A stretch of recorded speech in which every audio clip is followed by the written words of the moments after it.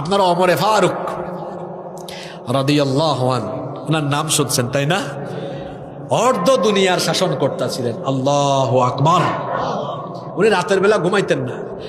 হ্যাঁ, অনেক নেতারা রাতের বেলা না ঘুমায় নাইট ক্লাবে যায়, আর ওমর রাদিয়াল্লাহু আনহু রাতের বেলা না ঘুমায় প্রজাদের বাড়ি বাড়ি যাইতেন, দেখতেন কার কি অবস্থা, ঘুমাইতেন না। আরে কি নেতা ছিলেন, সুবহানাল্লাহ। একদিন দেখতেছেন কি, এক মহিলা তাঁবুর পাশে কড়াইয়ের মধ্যে কি জানি নাড়াচাড়া করে, আর তার বাচ্চাগুলা শুধু কাঁদতেছে আর কাঁদতেছে। তিনি গিয়ে বললেন, হে মহিলা, তোমার বাচ্চাগুলো কাঁদে কেন? বলতেছে, আমার বাচ্চাগুলো কয়েকদিনের না খাওয়া, ক্ষুধার যন্ত্রণায় কাঁদে। তিনি বললেন, তুমি তো চুলার মধ্যে কি জানি রান্না করতেছো, খাওয়াও না কেন? বাচ্চাগুলারে কষ্ট দাও কেন? মহিলা বলতেছে, চুলার মধ্যে পাতিলে গরম পানি আছে, গরম পানির মধ্যে পাথর আছে, পাথর নাড়াচাড়া করতেছি, বাচ্চারা যেন এটা বুঝে আমি তাদের জন্য কিছু রান্না করতেছি, সান্ত্বনা পায়া পায়া কেঁদে কেঁদে হয়রান হয়ে যেন ঘুমায়া যায়, এজন্য পাতিলের মধ্যে গরম পানিতে পাথর নাড়াচাড়া করছি। ওমরে ফারুক রাদিয়াল্লাহু আনহু, অর্ধ দুনিয়ার প্রেসিডেন্ট, এই কথা শোনা মাত্র কলিজা যেন ভয়ে কেঁপে উঠল। তিনি বললেন, কি বলো, তোমার যে অবস্থা, তুমি কি খলিফার দরবারে যাও নাই? সেটা কি জানাও নাই? তিনি বললেন, যাওয়ার চেষ্টা করেছিলাম, ভিড়ের কারণে যেতেই পারি নাই। এই কথা শোনা মাত্রই চোখে পানি চলে আসলো। তিনি বললেন, মাগো, তুমি অপেক্ষা করো, দেখি তোমার জন্য কিছু করা যায় কিনা। দৌড়াইয়া দৌড়াইয়া তিনি বাইতুল মালে গেলেন। গিয়ে তিনি একটা বস্তা টান দিয়ে বস্তার মধ্যে আটা এবং অন্যান্য খাদ্য নিজেই ঢুকাতে লাগলেন। এরপরে এটা যখন তার কাঁধে বা মাথায় উঠাতে যাবেন, বাইতুল মালের দায়িত্বপ্রাপ্ত কর্মকর্তা এসে বললেন, আমিরুল মুমিনিন, মহামান্য প্রেসিডেন্ট, আপনি কেন বস্তা উঠান? আমার কাঁধে বা মাথায় দেন, আমি নিয়ে যাই। বলেন, কোথায় নিয়ে যাইতে হবে? তিনি বললেন, তুমি বস্তাটা ছাড়ো, আমার বোঝা আমারে উঠাইতে দাও, কারণ যে দৃশ্য দেখে এসেছি, কিয়ামতের দিন আমার বোঝা তুমি তো উঠাবে না, আমার হিসাব আমাকে আল্লাহর কাছে দেওয়া লাগবে। আল্লাহু আকবার। ইসলামী শাসন, কোরআনের শাসনের নমুনা হলো নেতা নিজে খাবারের বস্তা নিয়ে মানুষের কাছে যায়, আর মানুষের আইনের নমুনা হলো মানুষের বস্তা ওই চোর ডাকাতের বাড়ির খাটের ভিতরে যায়। হাসিয়েন না, এটা কোরআনের মাহফিল, শোনেন, আপনাদের কিন্তু শিক্ষা দেওয়ার জন্য এটা বলছে।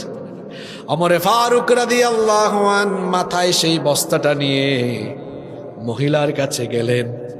যাওয়ার পরে বললেন, মাগো, আটা বের করলাম, তাড়াতাড়ি রুটি বানাই চলো। তিনিও সাহায্য করলেন, রুটি প্রস্তুত হলো, খাবার তৈরি হয়ে গেল। তিনি বাচ্চাগুলোকে খাওয়ালেন। এরপরে বললেন, শোনো, আগামীকাল খলিফার দরবারে যেও, তোমার জন্য আরো কিছু করা যায় কিনা ব্যবস্থা করব, চেষ্টা করব আমি। মহিলা তখন বলল, ওমরের মতো লোক খলিফা হওয়ার দরকার নাই, আমাদের রাষ্ট্রের জন্য তোমার মতো লোক খলিফা হওয়া দরকার ছিল। মহিলা তো জানে না উনি কে। তিনি এটা শোনার পরে কান্না করে দিলেন, বললেন, তুমি আগামীকাল আসিও, সেখানে তোমার সাথে আরো কথা হবে, তোমাকে আরো দেওয়ার ব্যবস্থা করে দিব। খুশি মনে পরের দিন মহিলা খলিফার দরবারে গেল, ভাবতেছে আজকে ওই লোকটা সুপারিশ করে বেশি পরিমাণ সাহায্য দিবে। যাওয়ার পরে মহিলা এবার ভয়ে শুধু কাঁপতে থাকে। গিয়ে দেখে খলিফার চেয়ারে যেই লোকটা বসা, তিনি আর কেউ নন, তিনি ওই গত রাতের ওই ব্যক্তি। আল্লাহু আকবার।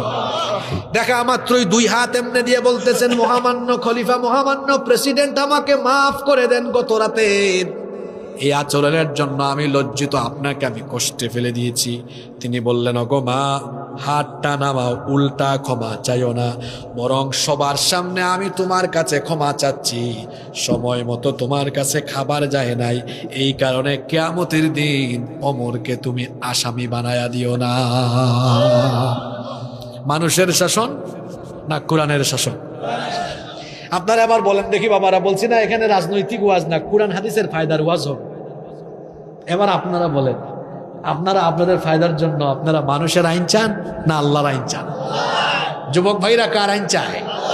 না ওই পিছনে আমি অনেক যুবক ভাইদেরকে দেখতে পাচ্ছি। যুবক ভাইরা আপনারা বলেন কার আইন চাই আমরা? আল্লাহর আইন চাই, আল্লাহর আইন আমরা চাই। কারণ আল্লাহর আইন ছাড়া কোনো শান্তি নাই, মুক্তি। আল্লাহর আইন প্রতিষ্ঠার জন্য ইবাদত কি এটা আগে বুঝতে হবে। সার্বক্ষণিক আমার জীবনের সব সেক্টরকে আল্লাহর বিধান মতো, রসুলের তরিকা মতো চালাবো, এর নাম ইবাদত। এর নাম কি? আসুন আমরা সেইভাবেই জীবন পরিচালনার সিদ্ধান্ত আজকে নেই। মৃত্যুর আগ পর্যন্ত আল্লাহর আনুগত্য আর রসুলের তরিকা, এর বাইরে কোনো নেতাও নাই, নেত্রীও নাই। মুহাম্মাদুর রাসূলুল্লাহ সাল্লাল্লাহু আলাইহি ওয়াসাল্লাম, তিনি আমাদের মডেল, তিনি আমাদের আদর্শ। উনার আদর্শ গ্রহণ করে জীবন পরিচালনার তৌফিক আল্লাহ আমাদেরকে দান করেন।